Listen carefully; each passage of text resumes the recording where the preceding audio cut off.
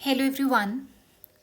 So we have started PYQ series in which we were solving PYQs of at least 10 years of your CAPF, CSE and CDS. Okay, we are done with our CDS. Okay, and we are left with modern history of your CSE, CDS and your CAPF. Okay, I'll try to finish your modern history today itself. Okay, बाकी जितनी भी videos हैं मैंने playlist में डाल दी हैं, ठीक है। और प्लेलिस्ट का लिंक मैं डिस्क्रिप्शन में डाल दूंगी। और ये जो पीडीएफ्स हैं चाहे वो विदाउट एनोटेशंस हैं या विद एनोटेशंस हैं, वो मैं आप टेलीग्राम चैनल पे आपको मिल जाएंगी, ठीक है। सब्जेक्ट वाइज मिल जाएंगी, वहाँ से आप देख सकते हो, एक्सेस कर सकते हो, ठीक है। टेलीग्राम का लिंक भी मैंने डिस्क्रिप्शन में डाल दिया है। चलिए, तो अभी हम स्टार्ट करेंगे फ्रॉम CSE 2013। मॉडर्न हिस्ट्री के उतने ज़्यादा क्वेश्चंस नहीं है जितने हमने जोग्राफी एनवायरनमेंट के किए थे, ठीक है। सो चलते हैं हम अपने first question. Will complete CSE from 2013 till 2024। Okay, so let's come to our first question of CSE 2013. With reference to the Indian history, the members of the Constituent Assembly from the provinces were. तो जो भी आपकी constituent assembly थी उसके members कैसे choose किए गए थे, ठीक है, वो भी प्रोविंसेस से कैसे चूज किए गए थे। क्या वो डायरेक्टली इलेक्ट करे गए थे बाय पीपल या फिर nominated by the Indian National Congress. Provinces की बात कर रहा है ना, तो आईएनसी मुस्लिम लीग क्यों करेगी, elected by the provincial legislative assembly and this. देखिए इसका आंसर क्या होगा आपका, जो भी लेजिस्लेटिव असेंबलीज के इलेक्टेड मेंबर्स थे, elected by the provincial legislative assembly, mean जो भी उनकी प्रोविंशियल लेजिस्लेटिव असेंबली थी उन्होंने क्या किया था, इलेक्ट करा था किनको, members of the constituent assembly from the provinces. Okay, देखिए जो भी चीज़ें समझाने वाली होंगी या और एक्स्ट्रा बताने वाली होंगी वो मैं आपको बताऊंगी, ठीक है, साथ साथ में। The people of India agitated against the arrival of Simon commission, ये तो सबको पता होगा अभी, ठीक है, बहुत इजी क्वेश्चन है। बट आपको ये याद में रखना है, ध्यान में रखना है कि जो साइमन कमीशन था वो आया क्यों था। देखिए 1919 एक्ट आया था आपका, तो उसको रिव्यू करने के लिए उन्होंने बोला था कि 10 साल बाद हम एक कमीशन बिठाएंगे, ठीक है। बट अब वहाँ पे गवर्नमेंट चेंज होने वाली थी, ठीक है, तो इन्होंने क्या कर दिया, 1929 के बजाय में 1927 में ही बोला कि कमीशन बनाते हैं, बिठाते हैं। तो इन्होंने कमीशन जो बनाया था वो 27 में था, बट इंडिया में कब आया, 1928 में आया, ठीक है। अब क्यों इसके खिलाफ प्रोटेस्ट हो रहा था, क्योंकि एक तो आप इंडियन कॉन्स्टिट्यूशन पे तुम रिव्यू करने वाले और उसमें कोई इंडियन बंदा ही नहीं है, सारे के सारे क्या थे, बाहर के थे ना। Quit India movement was launched in response to, as you all know that Quit India movement 1942, ठीक है। क्यों हुआ, किसकी वजह से हुआ, देखिए साइमन कमीशन था 1928-9 में लगा लो, तो ये तो बनता ही नहीं है। कैबिनेट मिशन प्लान कब का है, 46 का है। वेवल कब का है, 45 का है। तो क्रिप्स प्रपोजल की वजह से, देखिए Cripps mission is very very important. आपको ये हर एक प्लान, हर एक मिशन जो भी है वो अलग से इसके क्या क्या प्रोविजंस है वो सब आपको पता होने चाहिए। मैं ऑलरेडी अपने मॉडर्न हिस्ट्री का जब मैंने आपको कराया था, वीडियोस कराई थी, तो अपने नोट्स के थ्रू मैंने सारे के सारे आपको पढ़ाए थे। तो प्लीज़ आप जाके ये देखिए, ये नोट्स है मेरे, ठीक है, तो आप यहाँ से पढ़ सकते हो, ठीक है, टेलीग्राम चैनल पे मिल जाएंगे आपको ये। चलिए, सो क्रिप्स प्रपोजल था उस वजह से, बिकॉज ये बार बार क्रिप्स प्रपोजल आया क्यों था, ये क्या करना चाह रहे थे, ये इंडिया को सपोर्ट लेना चाह रहे थे फॉर वर्ल्ड वॉर सेकेंड, और इन रिटर्न वो बोल रहे थे कि आफ्टर वॉर हम क्या करेंगे, आप मतलब कॉन्स्टिट्यूशन बनेगा आपका, okay, and you'll get the dominion status आपको मिला जाएगा। But India was not ready to accept this proposal. उन्होंने कहा नहीं भाई, हमें तो इंडिपेंडेंस चाहिए भी पूरा का पूरा। सो इसके उसमें क्या कर दिया गया था, अगेंस्ट में क्विट इंडिया मूवमेंट को लॉन्च किया गया, ठीक है। अब ये उन्होंने बोला है कि त्रिभंग क्या होता है ना, एक पोस्चर होता है, तो क्या होता है त्रिभंग में, क्या होता है ना कि आपकी एक लेग बेंड की होती है और जो बॉडी होती है वो दूसरी साइड, ऑपोजिट साइड कर्व में होती है, ठीक है। ये आपके ज़्यादातर अगर आप देखोगे what do we call that, मतलब आपके जो क्लासिकल डांस होते हैं उसमें भी ये किया जाता है। वेट, ये देखिए इस टाइप का क्या होता है कि एक साइड पे बेंड हुई है और दूसरी ऑपोजिट साइड से भी बेंड है, और ये आपकी नेक भी बेंड होती है स्लाइटली, ठीक है। सो दैट इज त्रिभंग। नेक्स्ट आता है Annie Besant. Annie Besant was responsible. देखिए एनी बेसेंट से रिलेटेड उनके जितने भी जर्नल, न्यूज़पेपर जो भी उन्होंने लिखा है वो इंपॉर्टेंट है, क्या किस में पार्टिसिपेट किया था, ठीक है, बहुत बहुत इंपॉर्टेंट है एनी बेसेंट भी। तो responsible for starting the home rule movement क्या था, बिल्कुल सही है, कब हुआ था, 1916 में। इनके साथ और कौन थे, एनी बेसेंट के साथ कौन थे, बाल गंगाधर तिलक जी थे, ठीक है। एनी बेसेंट जी के साथ कौन थे, बाल गंगाधर तिलक जी थे। बाल गंगाधर तिलक जी जो बॉम्बे वगैरह का उन्होंने संभाला, बाकी किन्होंने देखा, आपकी एनी बेसेंट जी ने, ठीक है, 1916। Now was she the founder of theosophical society, no, she was in the she was member part of theosophical society but she was not the member of, sorry, founder of theosophical. ये आपने पढ़ा होगा, madam Blavatsky थे, ठीक है, Olcott थे, उनका था, ठीक है। सो आप ये देख लेना। And once a president of INC, जी हाँ, देखिए एक बार क्वेश्चन, ऐसा भी क्वेश्चन आता है कि एनी बेसेंट जो है वो प्रेसिडेंट थी आईएनसी की, जी हाँ थी, and she was a first women. But अगर तुम देखोगे फर्स्ट इंडियन वुमेन तो वो सरोजनी नायडू जी थी, ठीक है। So this is also correct, this is also correct, this is not correct. So answer is 1 and 3 only. चलिए next is Ilbert bill controversy. तो इल्बर्ट बिल कंट्रोवर्सी क्या था, इल्बर्ट बिल में ये, and it was introduced by whom, Lord Ripon in 1883। Okay, अब Ilbert bill में ये चीज़ बोला गया था कि देखिए हम अब इंडियन जजेस भी होते थे और ब्रिटिश जजेस भी होते थे, बट इंडियन जजेस को अलाउड नहीं होता था कि आप ब्रिटिश लोगों के केसेस को नहीं सुन सकते या उनको नहीं ले सकते आप, ठीक है, ट्रायल्स पे नहीं डाल सकते। बट इसमें ये बोला जी नहीं, अब इंडियन जजेस भी क्या कर सकते, चाहे वो यूरोपियन है तो उसको भी क्या करेगा, वो उसके ट्रायल्स भी वो देख सकता है, उसके ट्रायल्स भी वो ले सकता है।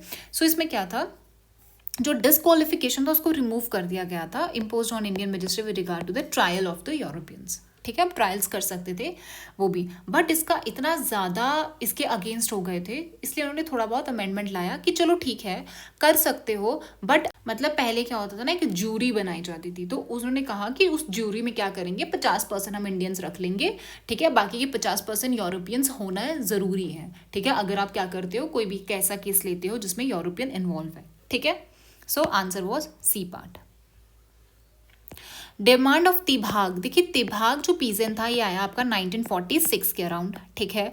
तिभाग का मतलब ही क्या होता है, देखिए okay, what were the demands of the peasants in Tebhaga movement, they want that there should be a reduction of share between share croppers and landlords from half to 1/3, ठीक है, कि आप 50-50% क्या कर रहे हो, 50% शेयर होल्डर ले रहा है, ठीक है, सॉरी शेयर क्रॉपर ले रहा है, और 50% तुम लैंडलॉर्ड्स को दे रहे हो, लैंडलॉर्ड्स बिना कुछ करे वरे 50% ले रहे हैं। बट उसने बोला नहीं ऐसा नहीं होना चाहिए, 1/3 होना चाहिए, कि ठीक है हम तिभाग हम दे सकते हैं, तीसरा पार्ट हम दे सकते हैं, बट आप बोलोगे कि हाफ पार्ट दे दो, हाफ दे दो, वो नहीं हो सकता। So Tebhaga movement was related to reduction of share of landlords from, कि लैंडलॉर्ड्स को अब हम हाफ नहीं देने वाले हैं, हाँ अगर 3 भाग है 3 भाग में से हम 1 भाग दे सकते हैं उनको, ठीक है।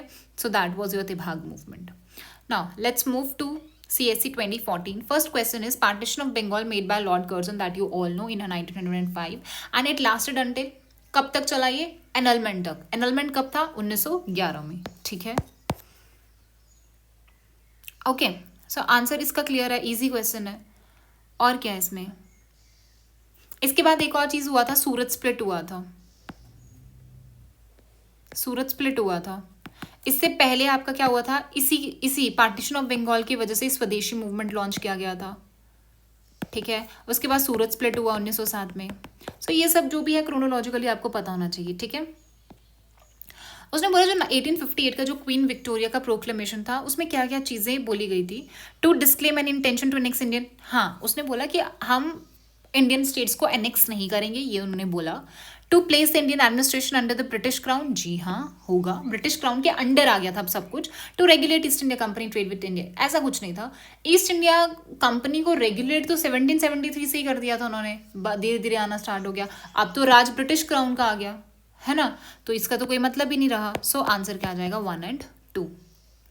1929 सेशन, देखिए Indian national session, India INC के जो सेशंस होते हैं वेरी वेरी इंपॉर्टेंट, ठीक है। आपको हर एक सेशन पता होना चाहिए, एटलीस्ट जो इंपॉर्टेंट सेशंस हैं वो आपको पता होना चाहिए। मैंने ऑलरेडी यूट्यूब पे एक वीडियो लाया था आईएनसी सेशंस पे, ठीक है। तो उसमें आपको क्या करना होता है कि कौन सा सेशन कहाँ पे हुआ था, कब हुआ था, कौन उसको प्रिजाइड कर रहा था, और आउटकम्स कौन कौन सी थी, इंपॉर्टेंट आउटकम्स कौन कौन सी थी, ठीक है। जैसे 1929 का सेशन देखो, ठीक है, ये कहाँ हुआ था, ये लाहौर में हुआ था। कौन प्रिजाइड किया था,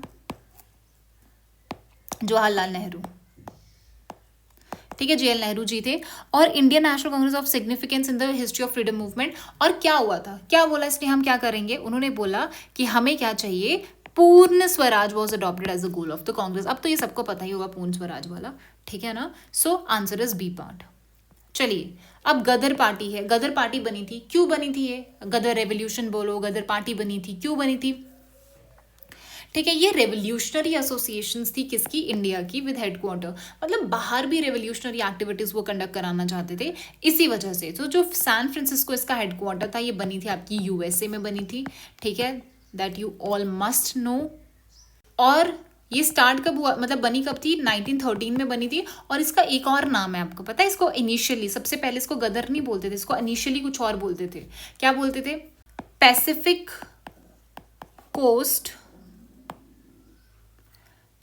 कोस्ट हिंदुस्तान एसोसिएशन, ठीक है, इसका ये नाम था पुराना।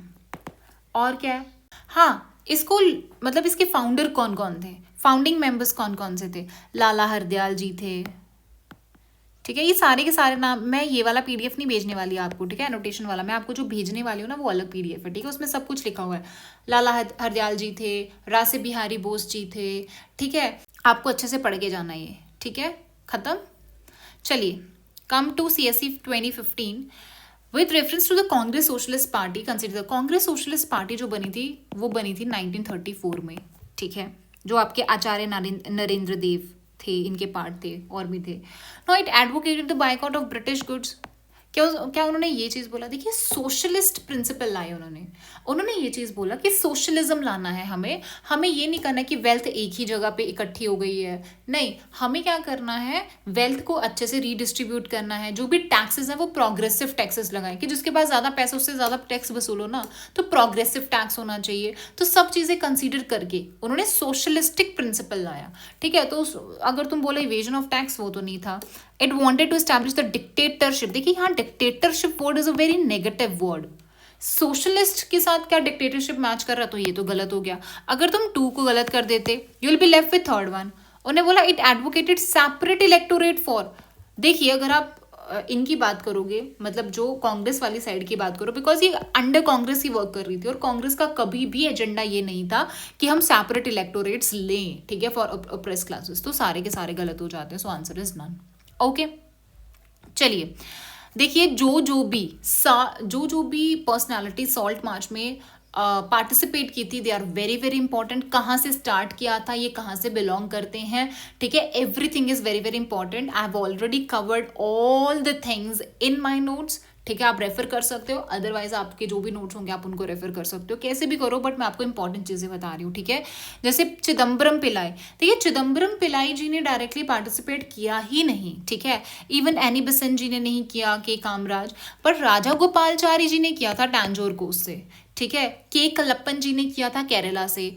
ओके, सो इनके साथ ही धरासना सॉल्ट सत्याग्रह भी हुआ था, यू नो, धरासना में गांधी जी के बेटे भी थे, सरोजनी नायडू जी भी थी, वो भी काफ़ी बार आपको क्वेश्चन पूछा जाता है, so very very important. Next is with reference to cabinet mission which of the following is और आर करेक्ट। मैंने आपको बताया, देखिए ये पीछे पूछ चुका है ना, पीवाईक्यू में आ चुका है ना 2014 और 13 में, इसीलिए फिर से वो क्या, और आज तक आता है कैबिनेट मिशन, ऐसा नहीं है कि 15 में इंपॉर्टेंट था आज नहीं है, कैबिनेट मिशन आज भी इंपॉर्टेंट है, क्रिप्स मिशन आज भी इंपॉर्टेंट है, ठीक है, इंडियन नेशनल कांग्रेस सेशंस आज भी इंपॉर्टेंट हैं।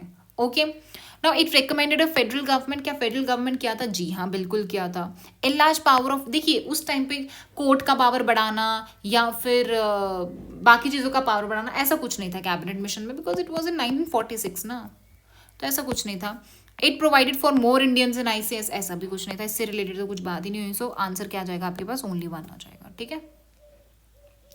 चलिए, government of India act 1919 clearly defined.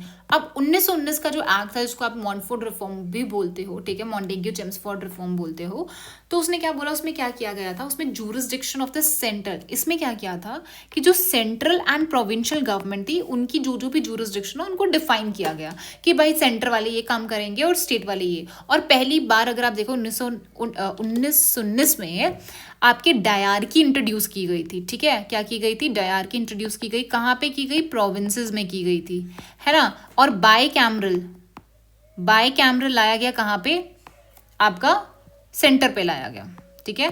Bye cameral मतलब upper house lower house, dyarchy मतलब क्या होता है, रिजर्व्ड कौन से होंगे, ठीक है, ट्रांसफर्ड कौन से होंगे सब्जेक्ट्स। सो आंसर इसका क्या आ जाएगा, बी पार्ट। जितने भी आपके एक्ट्स हैं, 1919 हो, 1909 हो, 1858 हो, जितने भी आपके काउंसिल एक्ट्स हैं, सब बहुत इंपॉर्टेंट हैं। चार्टर एक्ट हैं, काउंसिल एक्ट्स हैं, all are very very important. उसके जो जो भी प्रोविजंस हैं उसको अच्छे से पढ़ लीजिएगा प्लीज, ठीक है। Next is the first women president of Indian National Congress वो सरोजिनी नायडू। देखिए यहाँ पे बोला है सिर्फ फर्स्ट वुमेन बोला है, but Sarojini Naidu was first Indian women, ठीक है। So the statement is incorrect. First women कौन थे, Annie Besant. First Muslim president कौन थे, बदरुद्दीन त्याबजी, ये सही है, सो आंसर इज 2। नेक्स्ट आपके पास क्वेश्चन है, which one of the following movement has contributed to a split in the Indian National Congress resulting in the emergence of moderates and. अभी मैंने पीछे बताया कि कौन सा था, सूरत स्प्लिट हुआ था, कब हुआ था, 1907 में हुआ था, जिसमें मॉडरेट्स अलग, एक्सट्रीमिस्ट अलग हो गए थे। क्यों हो गए थे मॉडरेट अलग, क्योंकि मॉडरेट्स का काम क्या था कि भाई हम कॉन्स्टिट्यूशनल एजिटेशन करेंगे, हम ये करेंगे वो करेंगे, बट एक्सट्रीमिस्ट बोल रहे नहीं यार, हम सेटिस्फाइड ही नहीं जो तुम कर रहे हो, उससे कुछ हो तो पा नहीं रहा है, ठीक है, तो हम अपना चलाएंगे अभी, ठीक है। तो किसकी वजह से हुआ था ये, which one of the following movement has contributed to हाँ, कौन सी मूवमेंट की वजह से हुआ, स्वदेशी की वजह से हुआ, बिकॉज एक स्वदेशी मूवमेंट ही थी जो आपकी 1905 में हुई थी, ठीक है ना। सो आंसर इज दिस 1905 में, okay. So this is the answer. Quit India you all know 1942, cooperation भी 20s में, सिविल डिसोबीडियंस 1930, तो answer is A part. With reference to Rowlatt Satyagraha, अब रोलट सत्याग्रह कब हुआ, 1919 में हुआ। रोलट सत्याग्रह में क्या हुआ था, क्यों कर रहे थे, रोलट एक्ट के अगेंस्ट था, क्योंकि रोलट एक्ट में ये बोला था कि अगर हमें सस्पिशन भी होता है, अगर हमें पता चलता है कि तुम हमारे अगेंस्ट कुछ कर रहे हो, इवन हमें शक भी होता है, तो भी तुम्हें विदाउट ट्रायल रखा जाएगा, ठीक है, कोई मजिस्ट्रेट के सामने तुम्हें नहीं रखा जाएगा, 2 साल तक पड़े रहो जेल में। और Rowlatt act was based on the recommendation of sedition committee, बिल्कुल सही है, सेडिशन ही है ना, कि मतलब कि तुमने सिर्फ ये कहा कि भाई सेडिशियस इन नेचर है, हमें लग रहा है कि तुम हमारे खिलाफ काम कर रहे हो, गवर्नमेंट के खिलाफ काम कर रहे हो, तो सेडिशन कमेटी का ही था। रोलट सत्याग्रह में क्या गांधी जी ने होम रूल लीग को यूटिलाइज किया था, जी हाँ, रूल को, जो होम रूल लीग थी उसको इन्होंने क्या किया था, यूटिलाइज किया था। 1920 में इन्होंने क्या कर दिया था, गांधी जी ने जो होम रूल लीग का नाम क्या कर दिया था, स्वराज्य सभा कर दिया था, और उसको प्रिजाइड भी किया था पहली बार, ठीक है। So this is also correct, this is also correct. Demonstration against arrival of Simon commission को, देखिए साइमन कमीशन की डेमोन्स्ट्रेशन 28-29 में हुआ, तो रोलट सत्याग्रह कब हुआ था, 1919 और 20 के बीच का है, ठीक है। So third is not correct, 1 and 2। देखिए in history chronology plays a very important role, ठीक है। सो आपको अगर कोई भी चीज़ याद कर, चाहे वो पॉलिटिकल ऑर्गेनाइजेशंस है, चाहे वो पीसेंट मूवमेंट है, ट्राइबल मूवमेंट्स हैं, कोई बड़े बड़े कमीशंस हैं, या फिर कोई भी आपके एक्ट्स हैं, ठीक है, या फिर कोई भी कुछ भी है, आप उसको ट्राई करो क्रोनोलॉजी में याद करने के लिए, ठीक है। नोट्स बनाओ 1 पेजर के, अगर आपके पास नोट्स, अच्छी बात है, नहीं है तो मेरे रेफर कर सकते हो, बट क्या होता है ना कि अपने नोट्स में ना अलग ही एक उसे अच्छे से आप पढ़ सकते हो, ठीक है। नोट्स देख लो मेरे, उससे एटलीस्ट आपको एक आइडिया हो जाएगा कि आप कैसे बना सकते हो, कैसे नहीं बना सकते हो, ओके। बाकी chronology plays very important role. Who of the following was और वर इकोनॉमिक क्रिटिक, तो ये भी मैंने आपको करा दिया, इकोनॉमिक क्रिटिक कौन कौन थे, दादा भाई नारोजी जी थे, ठीक है, सुब्रमण्यम अय्यर जी थे, आरसी दत्त थे, ये तीनों ही थे आपके, ठीक है। सो आंसर क्या आ जाएगा आपके पास, 1, 2 and 3। ये दादा भाई नारोजी ने क्या लिखी थी, poverty and un British rule लिखी थी, आरसी दत्त की भी थी, इकोनॉमिक्स पे थी, ठीक है, बुक्स थी, तो that you all should know. चलिए CSE 2016। नाउ सत्यशोधक समाज, देखिए सत्यशोधक समाज किनका था, ज्योतिराव फुले जी का था, ठीक है, ज्योतिराव फुले जी का था। किसके लिए था? ये एंटी कास्ट मूवमेंट के लिए था, और कहाँ पे था? महाराष्ट्र में था। इंपॉर्टेंट। ओके, और ये 1873 में क्या किया गया था? ऑर्गेनाइज किया गया था। Okay, now Montford reform proposal were related to, ये बहुत इजी क्वेश्चन अभी बता दिए, मॉन्फोर्ड हो, मॉर्ले मिंटो हो, किसके लिए थे ये कॉन्स्टिट्यूशनल रिफॉर्म्स थे। ठीक है, इजी क्वेश्चन है, अच्छे से आप मॉन्फोर्ड रिफॉर्म पढ़ लेना। ओके, सब मैंने पढ़ा के रखा हुआ है आपको। Now the swadeshi and boycott were adopted as a method of struggle for first time during, अभी मैंने पीछे पढ़ाया आपको कि स्वदेश किसकी वजह से आया था? क्योंकि पार्टीशन हो रहा था बंगाल में 1905 में, उसी वजह से क्या हो रहा था आपका? स्वदेशी मूवमेंट और बायकॉट मूवमेंट को लॉन्च करा गया था। इसी वजह से आगे क्या हो गया? सूरत स्प्लिट भी हो गया आपका। ठीक है, अच्छा, इसने बोला इसमें से कौन सा है जो केशव चंद्र सेन जी ने स्टैब्लिश किया था? देखिए, ऐसे क्वेश्चन डिफिकल्ट होते हैं, फैक्चुअल होते हैं। ठीक है, तो आप क्या कर सकते हो, एटलीस्ट PYQs में जो आ गया वो एटलीस्ट आप अच्छे से पढ़ के जाइए। देखिए, जो कैलकाटा यूनिटेरियन कमेटी थी ना, ये राजा राम मोहन राय जी ने किया था, राजा राम मोहन राय। ठीक है, बाकी की जो दोनों की दोनों है वो किनकी थी? केशव चंद्र सेन जी ने किया था। ठीक है, सो आंसर क्या आ जाएगा आपके पास? 2 और 3 आ जाएगा। ओके, देखिए, जो मैं PDF आपको एनोटेशन के साथ भेजूंगी ना, वो ये वाली भेजूंगी, क्योंकि वीडियो बनाने से पहले मैं खुद भी क्या करती हूँ ना, सॉल्व करती हूँ। और अगर मेरे को कोई एक्स्ट्रा चीज़ मिलती है कि जो मैं सर्च करके यहाँ पर डाल सकूँ अपने लिए भी, क्योंकि मेरे को भी लास्ट टाइम में क्या करना है, इसको रिवाइज करना है, तो मैं साथ साथ में डालती जाती हूँ। ये देखिए, ठीक है, तो ये वाली आपको मैं एनोटेशन के साथ PDF भेजूंगी, ताकि पहले आप सॉल्व कर लो खुद से। ठीक है, विदाउट एनोटेशन वाली ऑलरेडी मैं भेज चुकी हूँ, ताकि उस पर आप पहले सॉल्व कर सको, और जो जो भी चीज़ें आपके पढ़ने वाली आप यहाँ से देख लो। ठीक है, जैसे 1919 है, इसमें क्या चीज़ें हैं? देखिए, डायरकी इन प्रोविंसेस मैंने बता दिया, बाई कैमरल सेंट्रल लेजिस्लेचर पे हुआ, इस्टेब्लिश किया था PSC for the first time, this is very very important fact. ठीक है, 1919 का राजा राम मोहन राय बता दिया। टेबरनेकल जो था वो आपका 1868 का था। ठीक है, और क्या है? क्वेश्चन पे आइए। What was the main reason for the split in the Indian National Congress? क्यों हुआ स्प्लिट 1907 में? ये भी मैं आपको बता दूं क्यों। क्योंकि एक्सट्रीमिस्ट को फेद ही नहीं था मॉडरेट्स की कैपेसिटी पे। ठीक है, उनको नहीं लग रहा था कि मॉडरेट्स अच्छे से नेगोशिएट कर पा रहे हैं ब्रिटिशर्स के साथ, तो इसी वजह से उनमें स्प्लिट आ गया। ओके, अच्छा, ये स्प्लिट तो आ गया था, बट ये साथ में कौन से सेशन में आए थे? लखनऊ सेशन हुआ था। ठीक है, so there was a session of Lucknow session of 1916, जिसमें आपके फिर से रीयूनाइट हो गए थे extremist and moderates. This is also very very important. Okay, the plan of sir Stafford Cripps Infosys that's after the second world war. Stafford Cripps ने क्या बोला? सेकेंड वर्ल्ड वॉर के बाद क्या किया जाएगा? इंडिया को डोमिनियन स्टेटस दिया जाएगा। ठीक है, इसी वजह से तो माना नहीं था। उसके बाद क्या हो गया? क्विट इंडिया मूवमेंट हो गया। ठीक है, 42 क्रिप्स मिशन अच्छे से पढ़ के चले जाना प्लीज। हाँ, चलिए, coming to 2017, who among the following was और were associated with introduction of Ryotwari settlement of India during the British. अब रियोतवारी में क्या होता था? रियोतवारी में क्या होता ना, आप टैक्स डायरेक्ट रियोत से कलेक्ट करते थे। रियोत मीन्स पीजेंट से कलेक्ट करते थे, कोई बीच में इंटरमीडिएरी नहीं होती थी जैसे परमानेंट में होती थी। अब रियोतवारी को इन्होंने स्टार्ट किया था 1820 में। ठीक है, किसने किया था? दैट इज इंपॉर्टेंट, है ना। तो ये थे आपके, रीड थे और मुनरो थे, ये दोनों ने ही किया था, तो आंसर इज 2 और 3। चलो ठीक है, कॉर्नवालिस ने क्या किया था? परमानेंट सेटलमेंट किया था। ठीक है, परमानेंट सेटलमेंट किया था। और 1822 में एक और सिस्टम था, दैट वाज मालवाड़ी सिस्टम था। मालवाड़ी सिस्टम को किसने किया था? मैकेंजी ने किया था। ठीक है, और क्यों किया था? अब मालवाड़ी में क्या होता था? एक गांव होता था, माल होता था, गांव होता था, तो एक पूरा गांव रिस्पॉन्सिबल होता था टैक्स कलेक्ट करने के लिए, कलेक्टिवली टैक्स कलेक्ट किया जाता था। ठीक है, परमानेंट सेटलमेंट में जमींदार्स की पावर बहुत आपकी स्ट्रांग थी, क्योंकि ब्रिटिशर्स क्या करते थे? जमींदार्स को बोलते थे कि तुम क्या करो, जितना टैक्स कलेक्ट करना तुम करो, बट हमें तुम्हें इतना देना तो इतना देना ही पड़ेगा। एक फिक्स कर दिया था अमाउंट कि ब्रिटिशर्स को इतना देना ही देना है। तो जमींदार क्या करते थे? ज़्यादा से ज़्यादा पीजेंट से टैक्स कलेक्ट करते थे, ताकि वो ब्रिटिशर्स को दे दें, बाकी जो बच जाए उनको ज़्यादा से ज़्यादा प्रॉफिट हो जाए। ठीक है, 1793 का है आपका ये permanent settlement. Okay, anything else?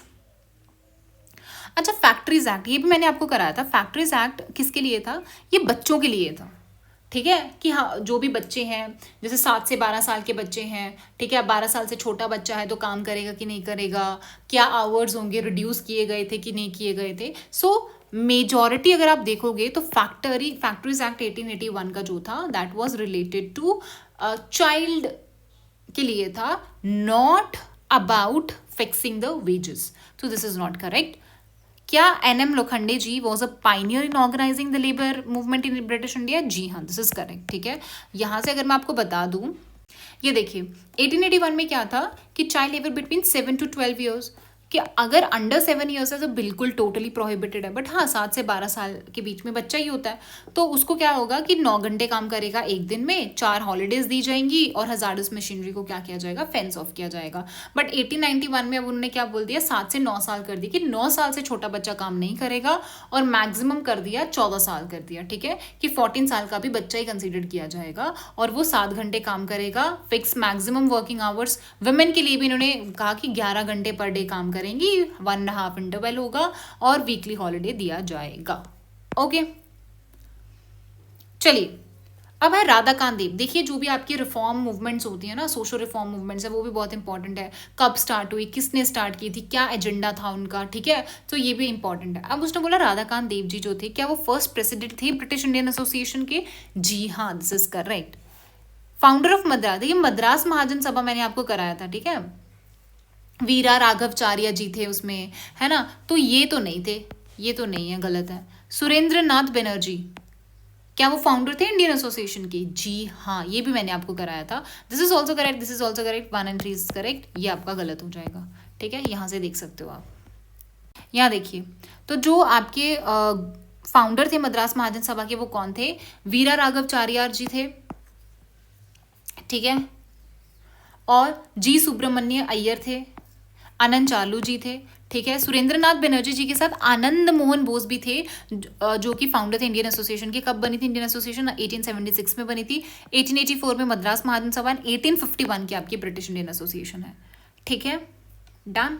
चलिए अब नेक्स्ट क्वेश्चन है अपने पास, the trade dispute act of 1929 provides for. Trade dispute act क्यों आया, क्या करने के लिए?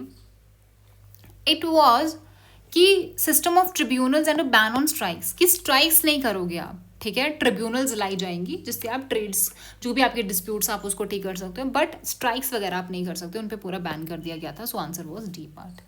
ठीक है, डन। अच्छा, बटलर कमेटी, बटलर कमेटी भी आप मॉडर्न हिस्ट्री में पढ़ते हो, आपका स्पेक्ट्रम पढ़ो या कुछ भी पढ़ो, तो आप बटलर कमेटी पढ़ते हो, 1927 में आई थी। क्यों आई थी? It was related to jurisdiction, sorry, it was define the jurisdiction, define the power of Secretary of State of India, impose censorship, या improve the relationship between the government of India and the Indian state।